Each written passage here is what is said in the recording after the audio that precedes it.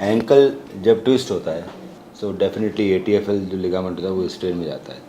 अब anterior टेलोफिब्रल ligament lateral तरफ होता है। अगर हम उसकी एमआरआई कराते हैं which is very important to make you understand, तो मैंने आपको एमआरआई क्लासिफिकेशन खोला है इन सिंपल डायग्राम्स।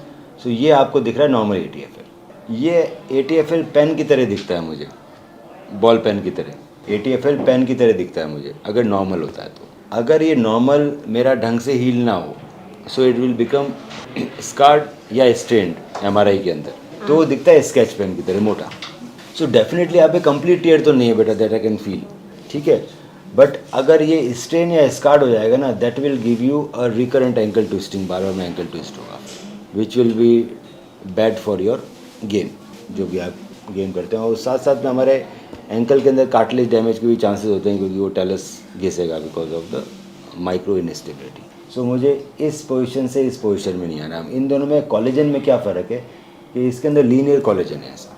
अब एक बार जब स्ट्रेन हुआ so ideal treatment will be an ankle binder या सॉफ्ट कास्ट। आजकल ना प्लास्टर नहीं लगाते, if you go to a good sports medicine, वो आपको डेल्टा कास्ट लगाएगा या फिर आपको एंकल बाइंडर्स देगा उस तरह की, जिसमें कुछ मोशन अलाउड है कुछ मोशन अलाउड नहीं है, कंप्लीटली इमोबिलाइज नहीं करेंगे। It is for 4 to 6 week, वो हमारा टाइम निकल गया।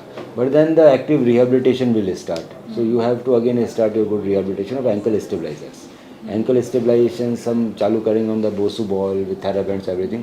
सो जो कॉलेजन ओरिएंटेशन है वो मेरा क्रिस क्रॉस नहीं होगा, this criss cross orientation is thickened. नहीं, रेस्ट करने से आप इस स्टेज में पहुंच जाओगे, this is the recurrent ankle twisting. So इसका आइडियल ट्रीटमेंट रहता है that rest is for 0 day, 1 or 2 days, then you start with your active mobilization with the ankle। उसके बाद हमें एक्टिव मोबिलाइजेशन करना होता है विद एंकल बाइंडर और something which is half mobile, थोड़ा मोबाइल हो और थोड़ा स्टिफ हो। अब वो हमारी जब स्टेज चलेगी तो उसकी ज़रूरत नहीं है। अब हमें एक्टिव रिहैब करना है ताकि मेरा जो ओरिएंटेशन है कॉलेज क्रिस क्रॉस की जगह लीनियर हो। That is the only thing we need to do. इसको कुछ स्टडीज़ बोलती है कि इसमें पीआरबी डालने से ये चीज़ बेटर हो जाती है, but I am not. So कुछ एथलीट्स जलवाते हैं, कुछ नहीं जलवाते हैं। So better we start the rehabilitation and hopefully आप ठीक हो जाओगे। अब हाँ, तो we will do the rehab ना, we have a good rehab centre. So हम आपको एग्रेसिव कराएंगे ना। We train lot of athletes, so we start with 1 or 2 a week rehab.